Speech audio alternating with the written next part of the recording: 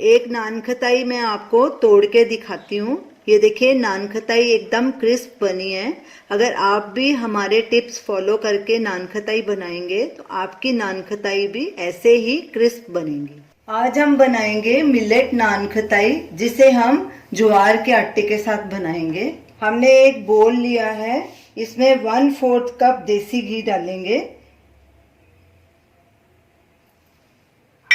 और 1/4 कप ही ये देसी खांड है, 1/4 कप डालेंगे। आप इसके बदले गुड़ या चीनी भी डाल सकते हैं। अब इन दोनों को अच्छे से विस्क करेंगे। तब तक इसे विस्क करना है जब तक ये फ्लफी ना हो जाए।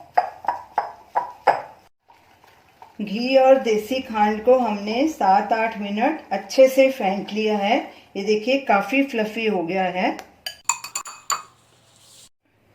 अब कटोरे के ऊपर एक छलनी रखेंगे और इसमें 3/4 कप ज्वार का आटा डालेंगे, 1/4 कप बेसन और 1 टेबलस्पून सूजी, 1/4 teaspoon baking powder, 1/4 teaspoon baking soda और 1/4 टीस्पून छोटी इलायची। ये इससे फ्लेवर बहुत अच्छा आएगा नान खताई का।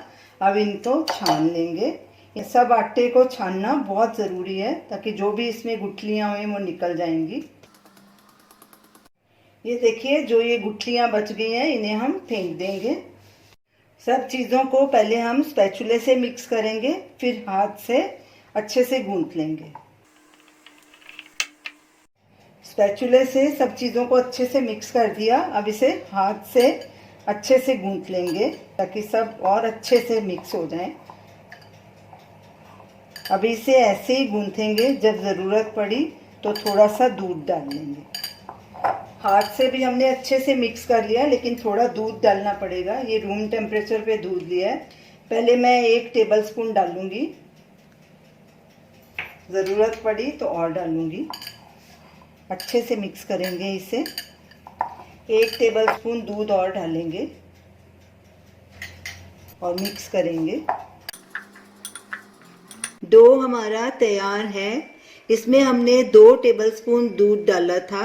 डो सख्त होना चाहिए। देखिए ऐसी इसकी कंसिस्टेंसी होनी चाहिए, नरम नहीं होना चाहिए।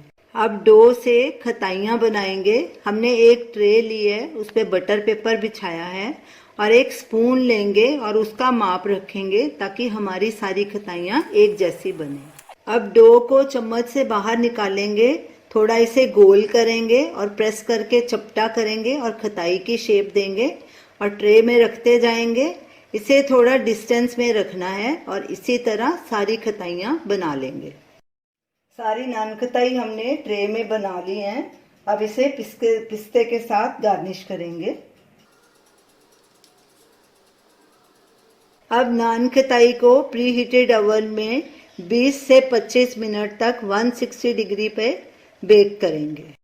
नान खताई को हमने 20 मिनट बाद चेक किया था, लेकिन ये थोड़ी सी नरम थी तो हमने टाइम 5 मिनट और बढ़ा दिया था, यानी कि हमने इन्हें टोटल 25 मिनट बेक किया है। तो हमारी नान खताई तैयार है। ये देखिए साइड से भी अच्छे से हल्की सी ब्राउन हो गई है और अभी थोड़ी नरम है क्योंकि अभी ये काफ़ी गर्म है। जब ये ठंडी होगी तो ये क्रिस्प हो जाएगी, तब हम आपको दिखाएंगे। नान खताई ठंडी हो चुकी है। ये देखिए देखने से ही इतनी क्रिस्प लग रही है। तो आप इस नान खताई को ज़रूर ट्राई कीजिए और अपना फीडबैक दीजिए। अगर आपने अब तक हमारे चैनल को सब्सक्राइब नहीं किया तो प्लीज़ ज़रूर सब्सक्राइब करिए। Thanks for watching.